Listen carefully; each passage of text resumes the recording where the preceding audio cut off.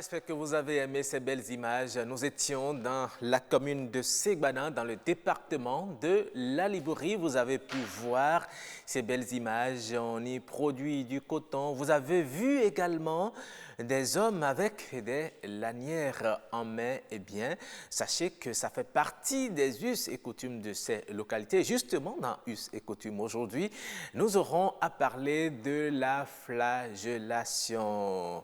Quelle est sa signification? Eh bien, vous en saurez davantage dans cette émission. Gardez seulement votre position d'écoute.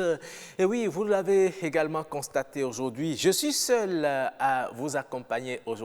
Ce n'est pas bien grave. Ma seconde va bientôt certainement vous rejoindre, mesdames et messieurs. En attendant, je reçois Papi-Zach, notre humoriste qui nous a rejoint. Bonjour Papi-Zach. Bonjour. En fait, je suis Vous êtes particulièrement heureux, ça se voit. Oui. Quand on se réveille du bon pied, il faut toujours être heureux. Ah oui? Quel que soit ce que je fais, que j'ai des soucis ou non, je souris toujours à la vie. Et la vie me sourit. Ah bon? Même si je ne gagne pas de l'argent, je souris. C'est si très je important. gagne, je souris. Oui, et nous avons vraiment voulu que vous fassiez rire les téléspectateurs aujourd'hui parce que quand on démarre sa journée avec le sourire aux lèvres, eh bien, ça procure du bonheur. Et j'en ai plein. Et ils ne sont pas sans savoir ma présentation, je l'ai déjà fait ici et je le ferai toujours, pas aujourd'hui. Ce que je voudrais leur dire aujourd'hui, c'est simplement de faire attention. Oui, de faire attention. Et nous jeunes, surtout, je veux donner un conseil aux garçons. Faire attention à quoi? Aux hommes, à nos portables hémorroïdes. À nos portables Android. Oui. Ok. Oui, nous qui nous mettons sur les réseaux sorciers, qu'est-ce que je dis ce matin, sur les réseaux sociaux et draguons c'est gros, hein, et cherchons à avoir les jeunes filles par là. C'est ce que vous faites? Bon, nous jeunes, moi je ne suis pas dans le cas, mais j'essaye de donner conseil aux autres. Quand vous êtes aussi jeune? C'est pitoyable, ça m'est arrivé, c'est pour ça que je voudrais donner conseil à tous les autres. Qu'est-ce qui vous est arrivé? Oui, il s'est fait que sur les réseaux sociaux, oui, j'ai profité de l'occasion pour pouvoir me tchatcher une très belle dame. Oui, j'ai commencé pour vérifier sur les réseaux sociaux, c'est-à-dire sur Facebook. Qu'est-ce qu'il faut faire en premier? Il faut aller dans le profil de la dame pour voir. Je suis entré dans le profil d'une dame où elle a photographié le haut et elle a laissé le bas. Et j'ai constaté qu'elle était très mignonne, très belle, très belle. Ouais. Donc je lui ai écrit coucou et elle m'a aussi répondu automatiquement. Coucou. Oui, quand et vous étiez content. Oui. Vous avez souri jusqu'aux oreilles. Ça procure de la joie quand vous écrivez automatiquement. Quand vous répondez. Oui, donc comment vous allez? Vous savez que vous êtes mirobolante. Merci tonton.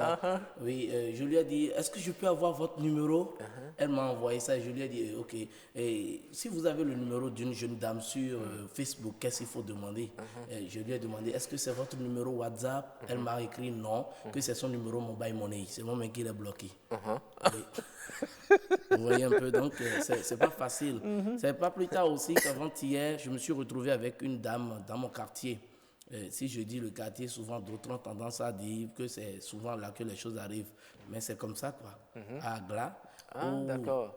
Où je lui ai dit, madame, vous savez, vous êtes mirobolante, vous êtes chinantopelle et chinantosée. Elle m'a dit merci.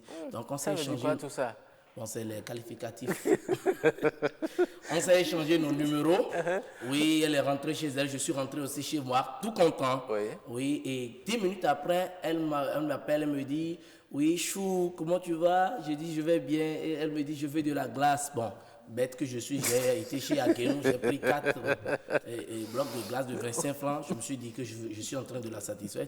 Et puis je suis allé là-bas et j'ai dit, ma chérie, tu as demandé de la glace, j'ai amené des glaces. Et elle me dit, tu es bête. Tu es bête, j'ai dit glace à croquer, bégamin. ah, si tu es jeune, tu as une automate et tu veux prendre une fille de Calavi pour Béga, mais quelle prière il faut faire? Que la dernière ne se casse sur la route et que vous tirez la moto, que tu te fasses honte. Donc, j'ai fait la prière jusqu'à ce que je l'ai amené à Bégamin. Et malheureusement pour moi, ou heureusement pour moi, j'avais déjà jobé, j'ai 5 000 francs dans ma poche. Au lieu d'aller payer la glace pour l'amener, je l'ai amené. Et si je n'avais pas fait pression sur moi, mais je n'allais pas prendre 250 de monnaie pour prendre 10 000 d'essence. Et vous avez fait la pression sur vous-même ou bien sur elle-même? Bon, c'est moi qui me suis fait pression sur moi-même, sinon je ne peux pas prendre 250. Donc vous avez dépensé 4 750 francs. Très bien, vous faites bien le calcul. Heureusement qu'elle est revenue chez elle, tout était bien passé, mais moi j'ai pris la bonne note de ne plus l'appeler. Si elle me bip, je la bip. C'est ça. Si elle me fait payer ma école, moi je fais payer ma école. SMS rappel, on a fait ça pendant une semaine. Et après une semaine, elle l'a encore appelé. Elle me dit, chérie. Avant c'était chou, moi j'ai payé de la glace. Aujourd'hui, je suis devenue chérie. Et en plus de ça, elle me dit, papa. Et j'ai dit, déjà? Juste là-bas, automatiquement, j'ai changé ma code vocale. Je dis, tiens, bonjour. Suite à une escroquerie, le numéro que vous composez actuellement se trouve au commissariat. Et si vous persistez pas à l'appeler, vous serez considéré comme complice. Et depuis ce temps-là, elle ne vous a plus rappelé? Elle m'a bloqué. Même si je prends un autre numéro pour l'appeler, ça me dit ton.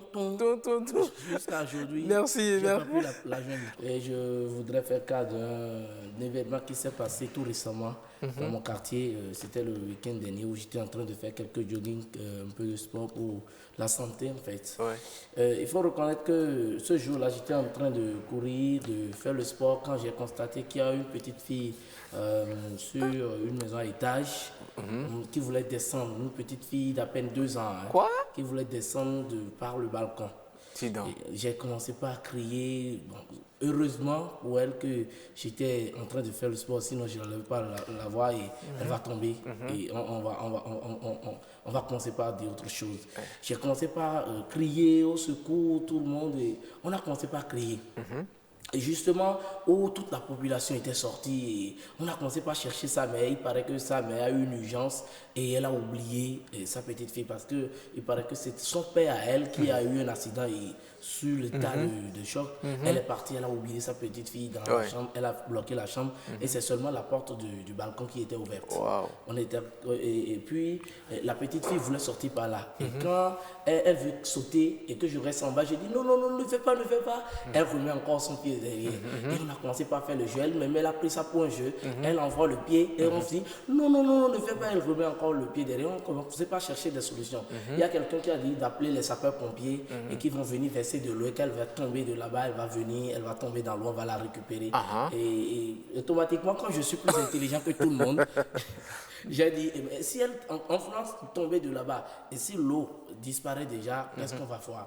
Et on a annulé cette option. Cette option-là. On a aussi, il y a d'autres qui ont proposé d'acheter un matelas. Et quand elle va sauter de là-bas, elle va tomber sur le matelas et puis on va la récupérer. J'ai aussi dit, et si elle tombait de là-bas, si elle saute de là-bas, et malheureusement pour elle, elle a sa tête en bas. Du coup, elle va tomber, on va encore parler du problème de cou, tout ça, et ça va encore.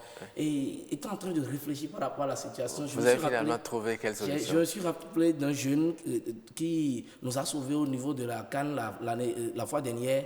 Et le jeune gardien là qui nous a sauvés là, À Lagoué? Oui, à Lagoué. Je me suis rappelé de lui, j'ai appelé son numéro, j'ai dit à Lagoué, tu es où? Viens nous sauver. Et à Lagoué, dans les minutes qui ont suivi, à Lagoué est venu sur Zim, il a dit sur le cours de la situation, j'ai oublié mon portefeuille, j'ai payé le ZEM. Alagoué s'est mis dans la situation. Il a porté ses gants, il attend et tout ça, on a commencé par dire à l'enfant, saute. L'enfant s'est jeté. Alagoué a bondi de par terre et il est parti rattraper la petite fille au niveau du 4e étage. C'était vraiment. Dis donc.